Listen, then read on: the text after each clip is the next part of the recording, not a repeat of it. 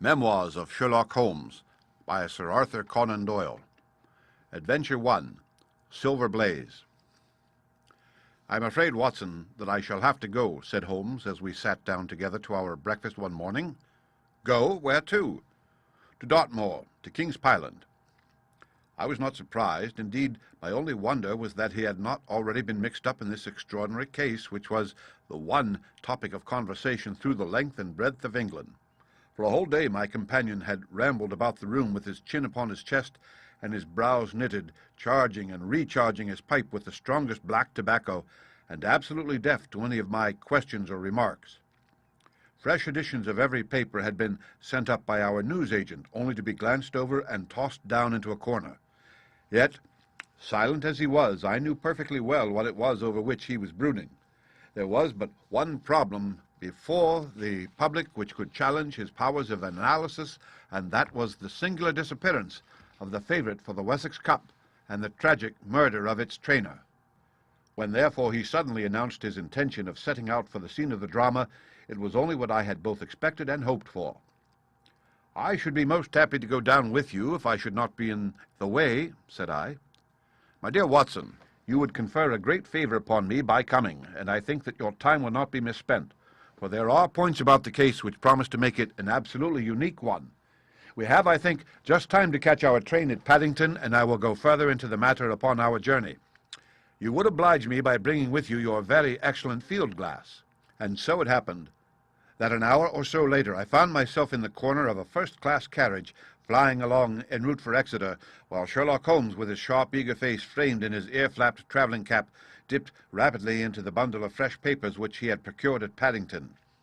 We had left Reading far behind us before he thrust the last one of them under the seat and offered me his cigar-case. "We are going well," said he, looking out the window and glancing at his watch. "Our rate at present is 53.5 miles an hour." "I have not observed the quarter-mile posts," said I. "Nor have I, but the telegraph posts upon this line are 60 yards apart, and the calculation is a simple one. I presume that you have looked into this matter of the murder of John Straker and the disappearance of Silver Blaze?" "I have seen what the Telegraph and the Chronicle have to say." "It is one of those cases where the art of the reasoner should be used rather for the sifting of details than for the acquiring of fresh evidence. The tragedy has been so uncommon, so complete, and of such personal importance to so many people, that we are suffering from a plethora of surmise, conjecture, and hypothesis. The difficulty is to detach the framework of fact, of absolute, undeniable fact, from the embellishments of theorists and reporters. Then, having established ourselves upon this sound basis, it is our duty to see what inferences may be drawn and what are the special points upon which the whole mystery turns. On Tuesday evening I received telegrams from both Colonel Ross, the owner of the horse, and from Inspector Gregory, who is looking after the case, inviting my cooperation." "Tuesday evening!" I exclaimed. "And this is Thursday morning. Why didn't you go down yesterday?" "Because I made a blunder, my dear Watson, which is, I am afraid, a more common occurrence than anyone would think who only knew me through your memoirs. The fact is that I could not believe it possible that the most celebrated, remarkable horse in England could not remain concealed, especially in so sparsely inhabited a place as the north of Dartmoor. From hour to hour yesterday I expected to hear that he had been found, and that his abductor was the murderer of John Straker. When, however, another morning had come, and I found that, beyond the arrest of young Fitzroy Simpson, nothing had been done, I felt that it was time for me to take action.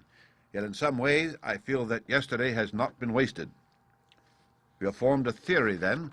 "At least I have got a grip of the essential facts of the case. I shall enumerate them to you, for nothing clears up a case so much as stating it to another person, and I can hardly expect your cooperation if I do not show you the position from which we start." I lay back against the cushions, puffing at my cigar, while Holmes, leaning forward with his long, thin forefinger, checking off the points upon the palm of his left hand, gave me a sketch of the events which had led to our journey. "Silver Blaze," said he, "is from the Somomi stock, and holds as brilliant a record as his famous ancestor. He is now in his 5th year, and has brought in turn each of the prizes of the turf to Colonel Ross, his fortunate owner. Up to the time of the catastrophe, he was the first favourite for the Wessex Cup, the betting being 3-1 on him. He has always, however, been a prime favourite with the racing public, and has never yet disappointed them, so that even at those odds enormous sums of money have been laid upon him. It is obvious, therefore, that there were many people who had the strongest interest in preventing Silver Blaze from being there at the fall of the flag next Tuesday. The fact was, of course, appreciated at King's Pyland, where the Colonel's training stable is situated. Every precaution was taken to guard the favourite.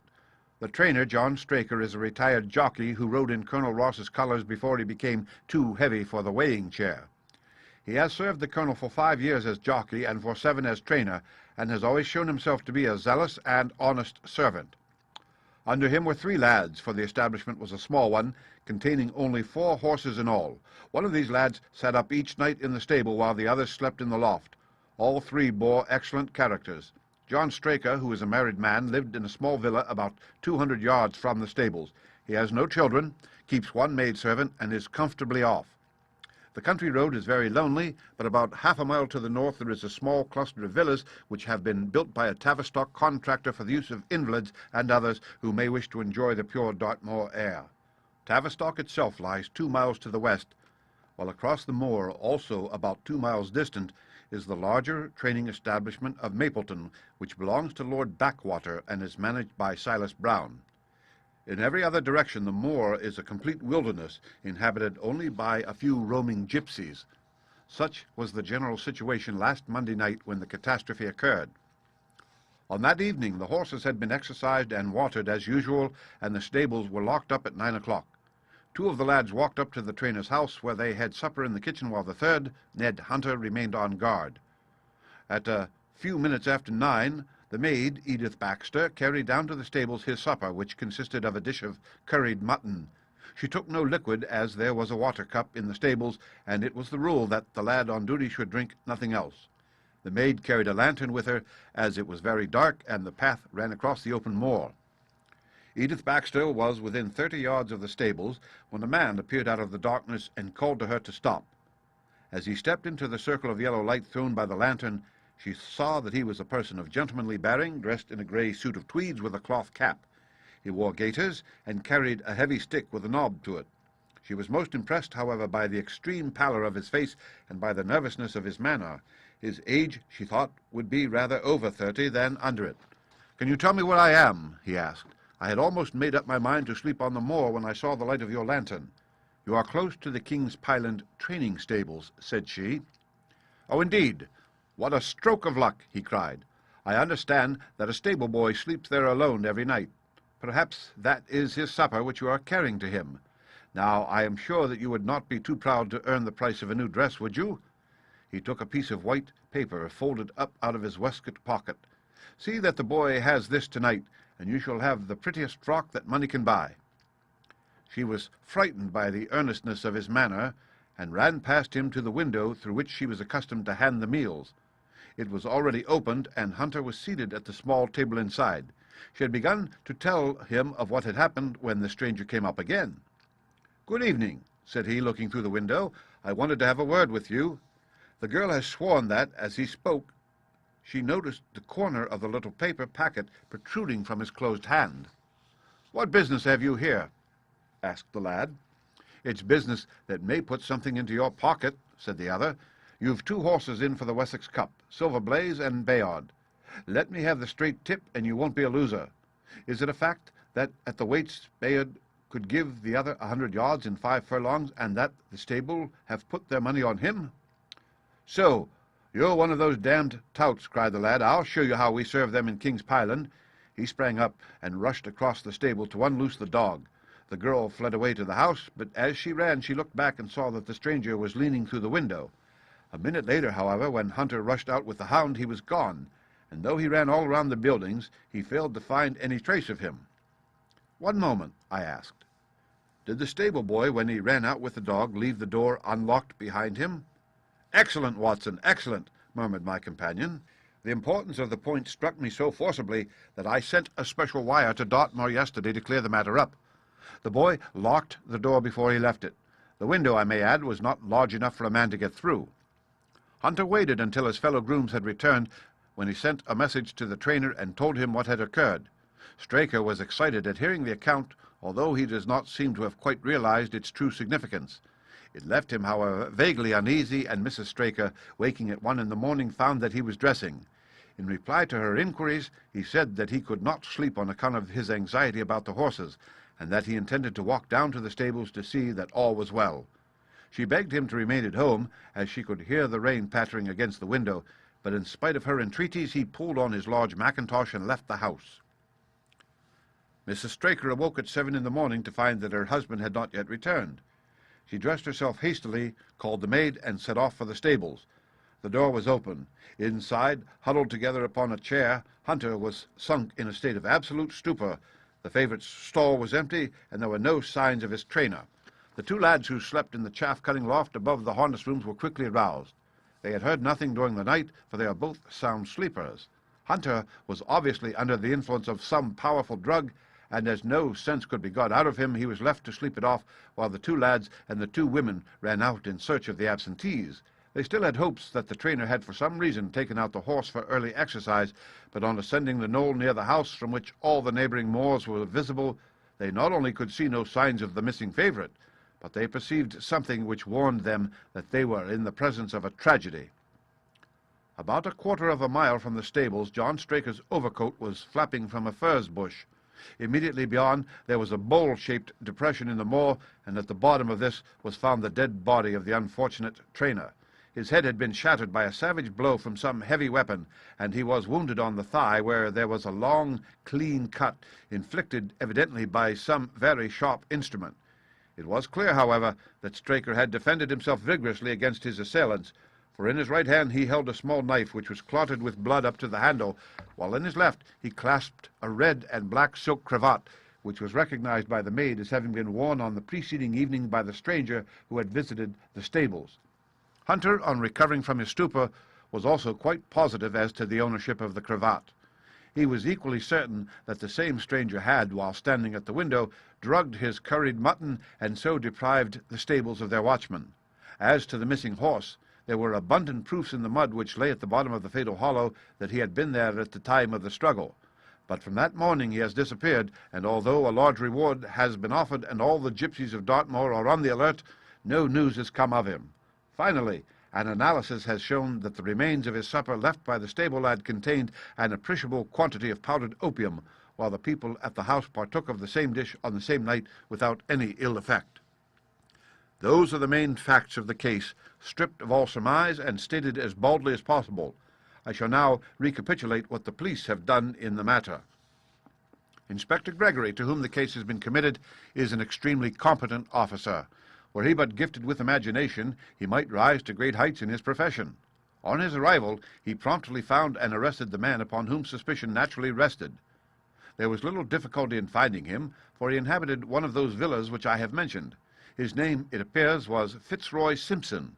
He was a man of excellent birth and education, who had squandered a fortune upon the turf, and who lived now by doing a little quiet and genteel book-making in the sporting clubs of London.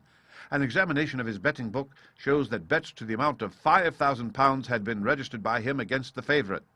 On being arrested, he volunteered that statement that he had come down to Dartmoor in the hopes of getting some information about the King's Pyland horses, and also about Desborough, the second favourite, which was in charge of Silence Brown at the Mapleton stables. He did not attempt to deny that he had acted as described upon the evening before, but declared that he had no sinister designs and had simply wished to obtain first-hand information. When confronted with his cravat, he turned very pale and was utterly unable to account for its presence in the hand of the murdered man. His wet clothing showed that he had been out in the storm of the night before, and his stick, which was a Penang lawyer weighted with lead, was just a weapon as might, by repeated blows, have inflicted the terrible injuries to which the trainer had succumbed. On the other hand, there was no wound upon his person, while the state of Straker's knife would show that one, at least, of his assailants must bear his mark upon him. There you have it all in a nutshell, Watson, and if you can give me any light, I shall be infinitely obliged to you. I had listened with the greatest interest to the statement which Holmes, with characteristic clearness, had laid before me. Though most of the facts were familiar to me, I had not sufficiently appreciated their relative importance, nor their connection to each other. Is it not possible, I suggested, that the incised wound upon Straker may have been caused by his own knife in the convulsive struggles which follow any brain injury? It is more than possible, it is probable, said Holmes. In that case, one of the main points in favor of the accused disappears. "And yet," said I, "even now I fail to understand what the theory of the police can be." "I'm afraid that whatever theory we state has very grave objections to it," returned my companion. "The police imagine, I take it, that this Fitzroy Simpson, having drugged the lad and having in some way obtained a duplicate key, opened the stable door and took out the horse with the intention, apparently, of kidnapping him altogether. His bridle is missing, so that Simpson must have put this on. Then, having left the door open behind him, he was leading the horse away over the moor when he was either met or overtaken by the trainer. A row naturally ensued. Simpson beat out the trainer's brains with his heavy stick without receiving any injury from the small knife which Straker used in self-defense, and then the thief either led the horse on to some secret hiding place, or else it may have bolted during the struggle and be now wandering out on the moors. That is the case as it appears to the police, and improbable as it is, all other explanations are more improbable still. However, I shall very quickly test the matter when I am once upon the spot, and until then I cannot really see how we can get much further than our present position." It was evening before we reached the little town of Tavistock, which lies, like the boss of a shield, in the middle of the huge circle of Dartmoor. Two gentlemen were awaiting us in the station, the one a tall, fair man with lion-like hair and beard and curiously penetrating light blue eyes. The other, a small, alert person, very neat and dapper, in a frock coat and gaiters, with trim little side whiskers and an eyeglass. The latter was Colonel Ross, the well-known sportsman. The other, Inspector Gregory, a man who was rapidly making his name in the English detective service. "I am delighted that you have come down, Mr. Holmes," said the colonel. "The inspector here has done all that could possibly be suggested, but I wish to leave no stone unturned in trying to avenge poor Straker and in recovering my horse." "Have there been any fresh developments?" asked Holmes. "I am sorry to say that we have made very little progress," said the inspector. "We have an open carriage outside, and as you would no doubt like to see the place before the light fails, we might talk it over as we drive." A minute later we were all seated in a comfortable landau and were rattling through the quaint old Devonshire city. Inspector Gregory was full of his case and poured out a stream of remarks, while Holmes threw in an occasional question or interjection. Colonel Ross leaned back with his arms folded and his hat tilted over his eyes, while I listened with interest to the dialogue of the two detectives. Gregory was formulating his theory, which was almost exactly what Holmes had foretold in the train. "The net is drawn pretty close round Fitzroy Simpson," he remarked, "and I believe myself that he is our man. At the same time, I recognize that the evidence is purely circumstantial and that some new development may upset it. How about Straker's knife? We have quite come to the conclusion that he wounded himself in his fall. My friend Dr. Watson made that suggestion to me as we came down. If so, it would tell against this man Simpson. Undoubtedly. He has neither a knife nor any sign of a wound. The evidence against him is certainly very strong. He had a great interest in the disappearance of the favourite.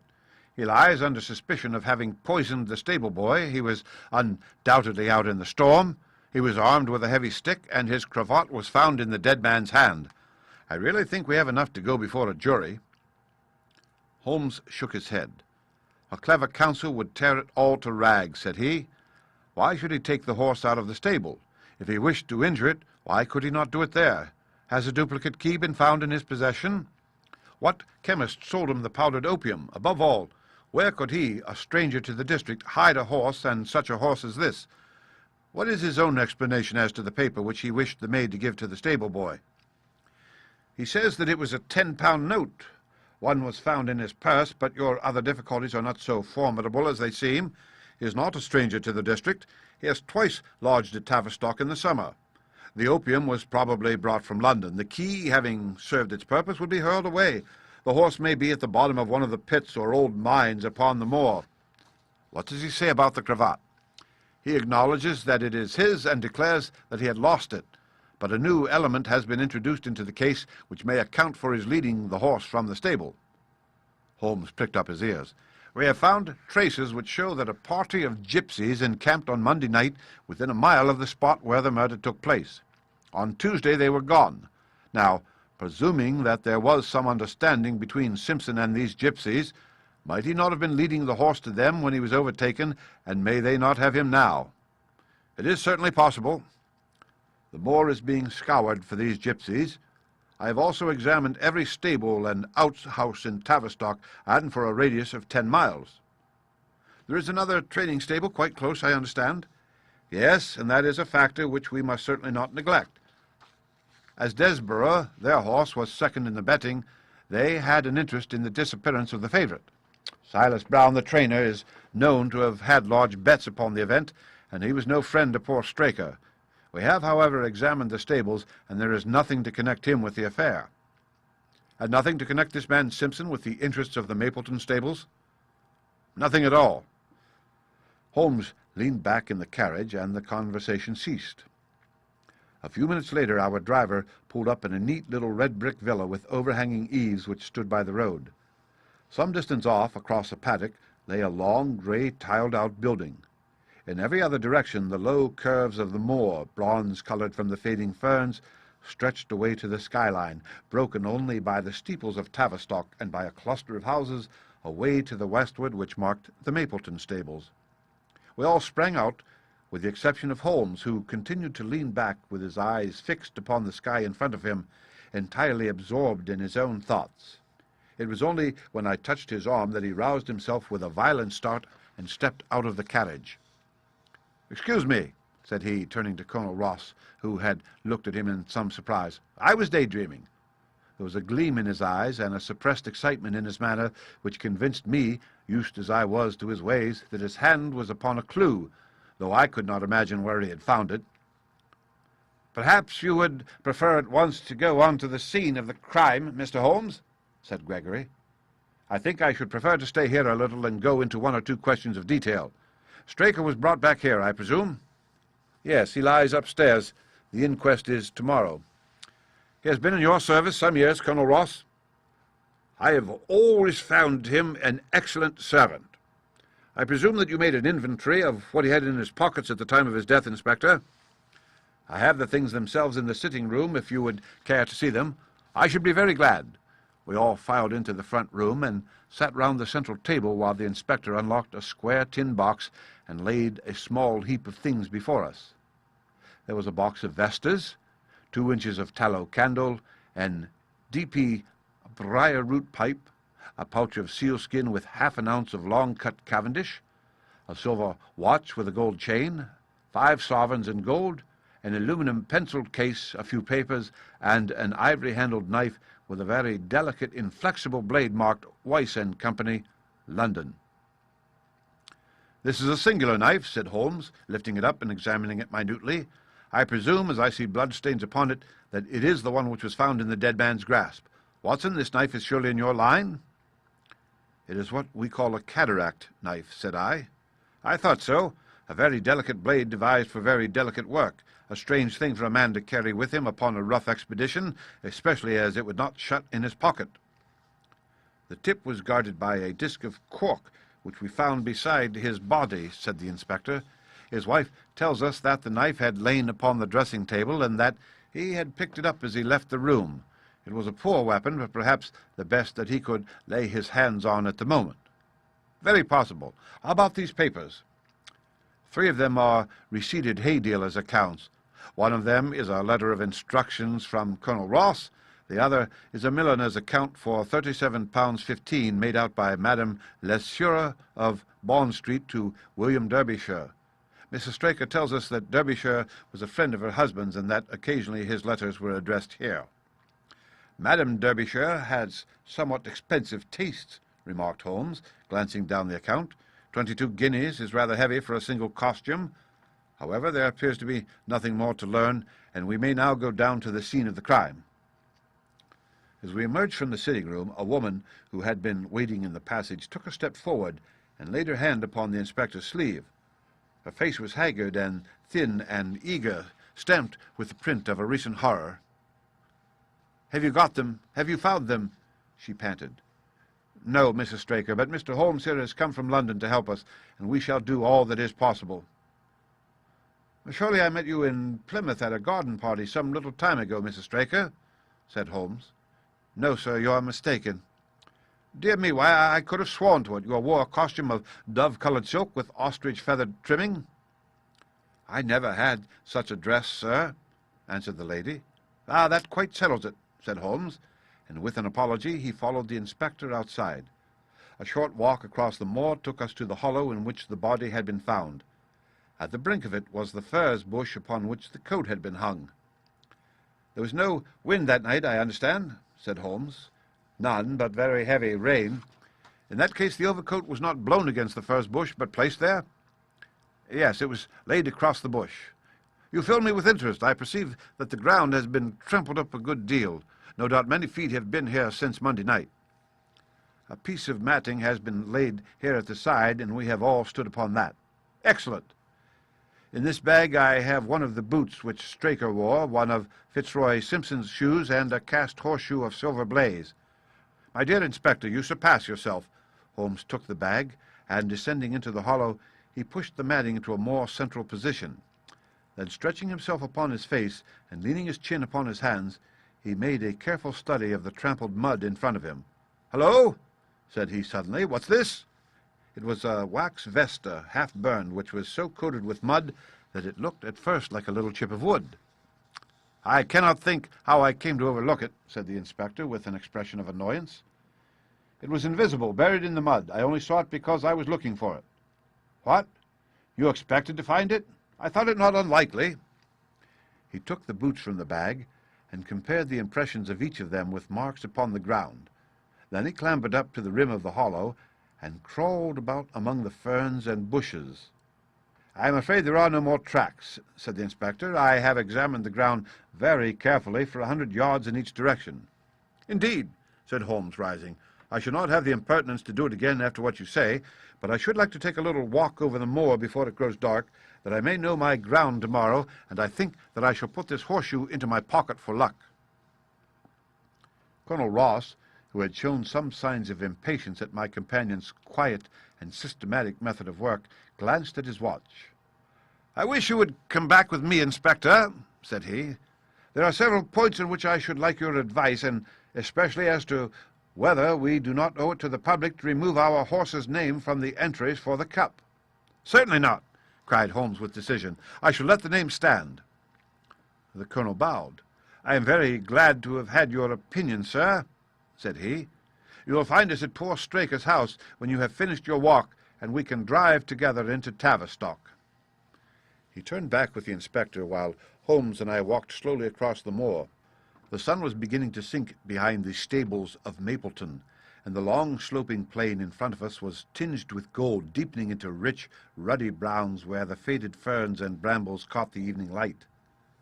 But the glories of the landscape were all wasted upon my companion, who was sunk in the deepest thought. "It's this way, Watson," said he at last. "We may leave the question of who killed John Straker for the instant, and confine ourselves to finding out what has become of the horse. Now, supposing that he broke away during or after the tragedy, where could he have gone to? The horse is a very gregarious creature. If left to himself, his instincts would have been either to return to King's Pyland or go over to Mapleton. Why should he run wild upon the moor? He would surely have been seen by now, and why should gypsies kidnap him? These people always clear out when they hear of trouble, for they do not wish to be pestered by the police. They could not hope to sell such a horse. They would run a great risk and gain nothing by taking him. Surely that is clear." "Where is he, then?" "I have already said that he must have gone to King's Pyland or to Mapleton. He is not at King's Pyland, therefore he is at Mapleton. Let us take that as a working hypothesis and see what it leads us to.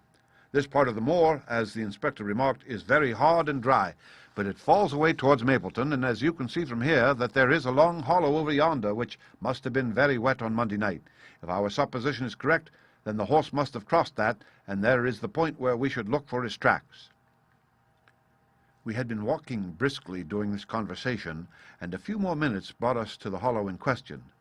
At Holmes' request, I walked down the bank to the right, and he to the left, but I had not taken 50 paces before I heard him give a shout, and saw him waving his hand to me. The track of a horse was plainly outlined in the soft earth in front of him, and the shoe which he took from his pocket exactly fitted the impression. "See the value of imagination," said Holmes. "It is the one quality which Gregory lacks. We imagined what might have happened, acted upon the supposition, and find ourselves justified. Let us proceed." We crossed the marshy bottom and passed over a quarter of a mile of dry, hard turf. Again the ground sloped, and again we came on the tracks. Then we lost them for half a mile, but only to pick them up once more quite close to Mapleton.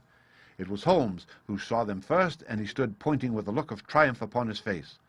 A man's track was visible beside the horse's. "The horse was alone before," I cried. "Quite so. It was alone before. Hullo, what is this?" The double track turned sharp off and took the direction of King's Pyland. Holmes whistled, and we both followed along after it. His eyes were on the trail, but I happened to look a little to one side and saw to my surprise the same tracks coming back again in the opposite direction. "One for you, Watson," said Holmes when I pointed it out. "You have saved us a long walk, which would have brought us back on our own traces. Let us follow the return track." We had not to go far. It ended at the paving of asphalt which led up to the gates of Mapleton stables. As we approached, a groom ran out from them. "We don't want any loiterers about here," said he. "I only wish to ask a question," said Holmes, with his finger and thumb in his waistcoat pocket. "Should I be too early to see your master, Mr. Silas Brown, if I were to call at 5 o'clock tomorrow morning?" "Bless you, sir, if any one is about, he will be, for he is always the first stirring. But here he is, sir, to answer your questions for himself." "No, sir, no. It is as much as my place is worth to let him see me touch your money afterwards, if you like." As Sherlock Holmes replaced the half-crown which he had drawn from his pocket, a fierce-looking elderly man strode out from the gate with a hunting crop swinging in his hand. "What's this, Dawson?" he cried. "No gossiping. Go about your business. And you, what the devil do you want here?" 10 minutes' talk with you, my good sir," said Holmes in the sweetest of voices. "I've no time to talk to every gadabout. We want no stranger here. Be off, or you may find a dog at your heels." Holmes leaned forward and whispered something in the trainer's ear. He started violently and flushed to the temples. "It's a lie," he shouted, "an infernal lie." "Very good. Shall we argue about it here in public, or talk it over in your parlour?" "Oh, come in if you wish to." Holmes smiled. "I shall not keep you more than a few minutes, Watson," said he. "Now, Mr. Brown, I am quite at your disposal." It was 20 minutes, and the reds had all faded into greys before Holmes and the trainer reappeared. Never have I seen such a change as had been brought about in Silas Brown in that short time. His face was ashy pale, beads of perspiration shone upon his brow, and his hands shook until the hunting crop wagged like a branch in the wind. His bullying, overbearing manner was all gone too, and he cringed along at my companion's side like a dog with its master. "Your instructions will be done. It shall all be done," said he. "There must be no mistake," said Holmes, looking round at him. The other winced as he read the menace in his eyes. "Oh, no, there shall be no mistake. It shall be there. Should I change it first or not?" Holmes thought a little, and then burst out laughing. "No, don't," said he. "I shall write to you about it. No tricks now, or... Oh, you can trust me. You can trust me." "Yes, I think I can. Well, you shall hear from me tomorrow." He turned upon his heel, disregarding the trembling hand which the other held out to him, and we set off for King's Pyland.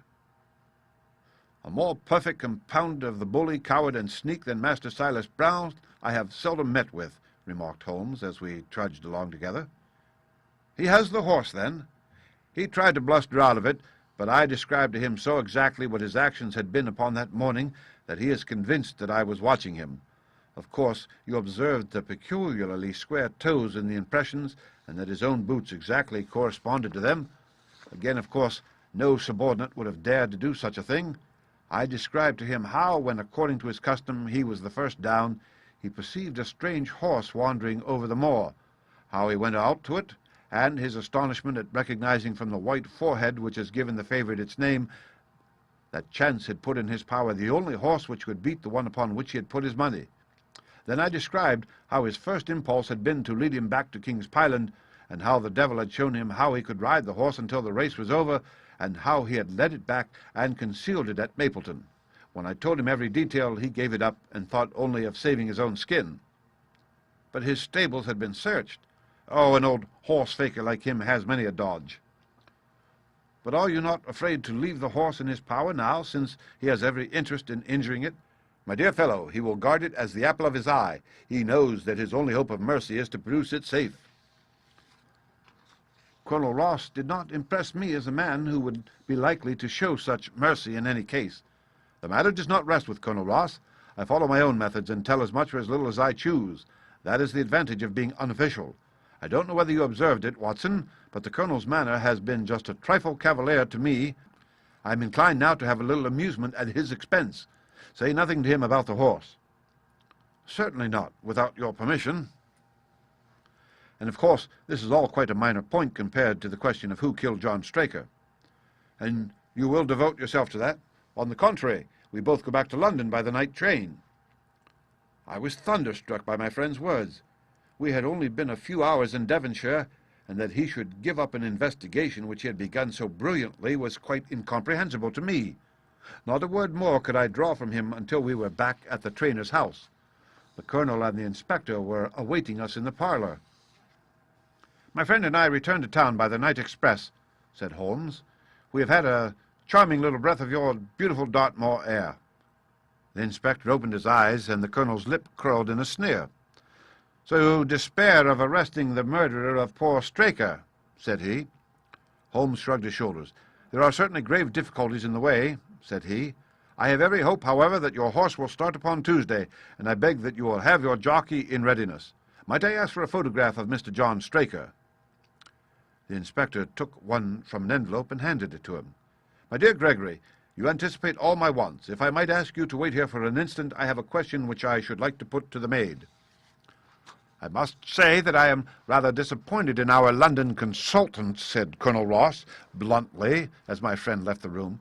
"I do not see that we are any further than when he came." "At least you have his assurance that your horse will run," said I. "Yes, I have his assurance," said the Colonel with a shrug of his shoulders. "I should prefer to have the horse." I was about to make some reply in defence of my friend when he entered the room again. "Now, gentlemen," said he, "I am quite ready for Tavistock." As we stepped into the carriage, one of the stable lads held the door open for us. A sudden idea seemed to occur to Holmes, for he leaned forward and touched the lad upon the sleeve. "You have a few sheep in the paddock," he said. "Who attends to them?" "I do, sir." "Have you noticed anything amiss with them of late?" "Well, sir, not much of account, but 3 of them have gone lame, sir." I could see that Holmes was extremely pleased, for he chuckled and rubbed his hands together. "A long shot, Watson, a very long shot," said he, pinching my arm. "Gregory, let me recommend to your attention this singular epidemic among the sheep. Drive on, coachman." Colonel Ross still wore an expression which showed the poor opinion which he had formed of my companion's ability, but I saw by the Inspector's face that his intention had been keenly aroused. "You consider that to be important?" he asked. "Exceedingly so." "Is there any point to which you would wish to draw my attention?" "To the curious incident of the dog in the night time." "The dog did nothing in the night time. That was the curious incident," remarked Sherlock Holmes. 4 days later, Holmes and I were again in the train, bound for Winchester to see the race for the Wessex Cup.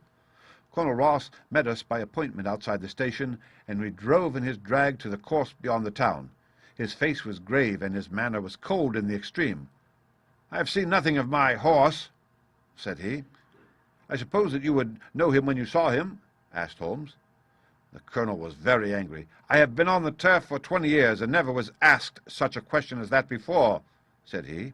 "A child would know Silver Blaze, with his white forehead and his mottled off foreleg." "How is the betting?" "Well, that is the curious part of it. You could have got 15-1 yesterday, but the price has become shorter and shorter until you can hardly get 3-1 now." Said Holmes. "Somebody knows something, that is clear." As the drag drew up in the enclosure near the grandstand, I glanced at the card to see the entries. Wessex plate, 50 sovereigns each, with 1,000 sovereigns added for 4 and 5-year-olds. Second, £300. Third, £200. New course, 1 mile and 5 furlongs. Mr. Heath Newton's The Negro. Red cap, cinnamon jacket. Colonel Wardlaw's pugilist, pink cap, blue and black jacket. Lord Backwater's Desborough, yellow cap and sleeves. Colonel Ross's Silver Blaze, black cap, red jacket. Duke of Balmoral's Iris, yellow and black stripes. Lord Singleford's Rasper, purple cap, black sleeves. "We scratched our other one and put all our hopes on your word," said the Colonel. Why, what is that? Silver Blaze favourite? 5-4 against Silver Blaze, roared the ring. 5-4 against Silver Blaze. 5-15 against Desborough. 5-4 on the field. There are the numbers up, I cried. They are all 6 there. All 6 there? Then my horse is running, cried the colonel in great agitation. But I don't see him. My colours have not passed. Only 5 have passed. This must be he. As I spoke, a powerful bay horse swept out from the weighing enclosure and cantered past us, bearing on its back the well-known black and red of the colonel. "That's not my horse," cried the owner. "That beast has not a white hair upon its body. What is this that you have done, Mr. Holmes?" "Well, well, let us see how he gets on," said my friend imperturbably. For a few minutes he gazed through my field-glass. "Capital! Ah, excellent start!" he cried suddenly. "There they are, coming round the curve." From our drag we had a superb view as they came up the straight. The 6 horses were so close together that a carpet could have covered them, but halfway up the yellow of the Mapleton stable showed to the front. Before they reached us, however, Desborough's bolt was shot, and the colonel's horse, coming away with a rush, passed the post a good 6 lengths before its rival, the Duke of Balmoral's Iris, making a bad third. "It's my race, anyhow," gasped the colonel, passing his hand over his eyes. "I confess that I can make neither head nor tail of it. Don't you think that you have kept up your mystery long enough, Mr. Holmes?" "Certainly, Colonel. You shall know everything. Let us all go round and have a look at the horse together. Here he is," he continued, as we made our way into the weighing enclosure, where only owners and their friends find admittance. "You have only to wash his face and his legs in spirits of wine, and you will find that he is the same old Silver Blaze as ever." "You take my breath away. I found him in the hands of a faker, and took the liberty of running him just as he was sent over." "My dear sir, you have done wonders. The horse looks very fit and well. It never went better in its life. I owe you 1,000 apologies for having doubted your ability. You have done me a great service by recovering my horse. You would do me a greater still if you could lay your hands on the murderer of John Straker." "I have done so," said Holmes quietly. The colonel and I stared at him in amazement. "You've got him? Where is he, then?" "He is here." "Here? Where?" "In my company at the present moment." The colonel flushed angrily. "I quite recognize that I am under obligations to you, Mr. Holmes," said he, "but I must regard what you have just said as either a very bad joke or an insult." Sherlock Holmes laughed. "I assure you that I have not associated you with the crime, Colonel," said he. "The real murderer is standing immediately behind you." He stepped past and laid his hand upon the glossy neck of the thoroughbred. "The horse?" cried both the colonel and myself. "Yes, the horse, and it may lessen his guilt if I say that it was done in self-defense, and that John Straker was a man who was entirely unworthy of your confidence. But there goes the bell, and as I stand to win a little on this next race, I shall defer a lengthy explanation until a more fitting time." We had the corner of a Pullman car to ourselves that evening as we whirled back to London, and I fancy that the journey was a short one to Colonel Ross as well as to myself, as we listened to our companion's narrative of the events which had occurred at the Dartmoor training stables upon the Monday night, and the means by which he had unravelled them. "I confess," said he, "that any theories which I had formed from the newspaper reports were entirely erroneous, and yet there were indications there, had they not been overlaid by other details, which concealed their true import. I went to Devonshire with the conviction that Fitzroy Simpson was the true culprit, although, of course, I saw that the evidence against him was by no means complete. It was while I was in the carriage, just as we reached the trainer's house, that the immense significance of the curried mutton occurred to me. You may remember that I was distrait, and remained sitting after you had all alighted. I was marvelling in my own mind how I could possibly have overlooked so obvious a clue. "I confess," said the colonel, "that even now I cannot see how it helps us. It was the first link in my chain of reasoning. Powdered opium is by no means tasteless. The flavour is not disagreeable, but it is perceptible. Were it mixed with any ordinary dish, the eater would undoubtedly detect it, and would probably eat no more. A curry was exactly the medium which would disguise this taste. By no possible supposition could this stranger, Fitzroy Simpson, have caused curry to be served in the trainer's family that night, and it is surely too monstrous a coincidence to suppose that he happened to come along with powdered opium upon the very night when a dish happened to be served which would disguise the flavour. That is unthinkable. Therefore, Simpson becomes eliminated from the case, and our attention centers upon Straker and his wife, the only two people who could have chosen curried mutton for supper that night. The opium was added after the dish was set aside for the stable boy, for the others had the same supper with no ill effects. Which of them, then, had access to that dish without the maid seeing them? Before deciding that question, I had grasped the significance of the silence of the dog, for one true inference invariably suggests others. The Simpson incident had shown me that a dog was kept in the stables, and yet, though someone had been in and had fetched out a horse, he had not barked enough to arouse the two lads in the loft. Obviously, the midnight visitor was someone whom the dog knew well. I was already convinced, or almost convinced, that John Straker went down to the stables in the dead of the night and took out Silver Blaze. For what purpose? For a dishonest one, obviously, or why should he drug his own stable boy? And yet I was at a loss to know why. There have been cases before now where trainers have made sure of great sums of money by laying against their own horses through agents and then preventing them from winning by fraud. Sometimes it is a pulling jockey. Sometimes it is some surer and subtler means. What was it here? I hoped that the contents of his pockets might help me to form a conclusion, and they did so. You cannot have forgotten the singular knife which was found in the dead man's hand, a knife which certainly no sane man would choose for a weapon.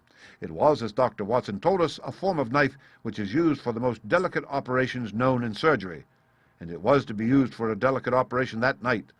You must know, with your wide experience of turf matters, Colonel Ross, that it is possible to make a slight nick upon the tendons of a horse's ham, and to do it subcutaneously so as to leave absolutely no trace. A horse so treated would develop a slight lameness, which would be put down to a strain in exercise or a touch of rheumatism, but never to foul play. "Villain! Scoundrel!" cried the colonel. "We have here the explanation of why John Straker wished to take the horse out onto the moor. So spirited a creature could have certainly roused the soundest of sleepers when it felt the prick of the knife. It was absolutely necessary to do it in the open air." "I've been so blind!" cried the colonel. "Of course that was why he needed the candle and struck the match." "Undoubtedly. But in examining his belongings, I was fortunate enough to discover not only the method of the crime, but even its motives. As a man of the world, Colonel, you know that men do not carry other people's bills about in their pockets. We have most of us quite enough to do to settle our own. I at once concluded that Straker was leading a double life and keeping a second establishment. The nature of the bill showed that there was a lady in this case, and one who had expensive tastes. Liberal as you are with your servants, one can hardly expect that they can buy 20-guinea walking dresses for their ladies. I questioned Mrs. Straker as to the dress without her knowing it, and having satisfied myself that it had never reached her, I made a note of the milliner's address, and felt that by calling there with Straker's photograph, I could easily dispose of the mythical Derbyshire. From that time on, all was plain. Straker had led out the horse to a hollow where his light would be invisible. Simpson, in his flight, had dropped his cravat, and Straker had picked it up with some idea, perhaps, that he might use it in securing the horse's leg. Once in the hollow, he had got behind the horse and had struck a light, but the creature, frighted at the sudden glare, and with the strange instinct of animals feeling that some mischief was intended, had lashed out, and the steel shoe had struck Straker full on the forehead. He had already, in spite of the rain, taken off his overcoat in order to do this delicate task, and so, as he fell, his knife gashed his thigh. Do I make it clear? "Wonderful!" cried the colonel. "Wonderful! You might have been there." My final shot was, I confess, a very long one.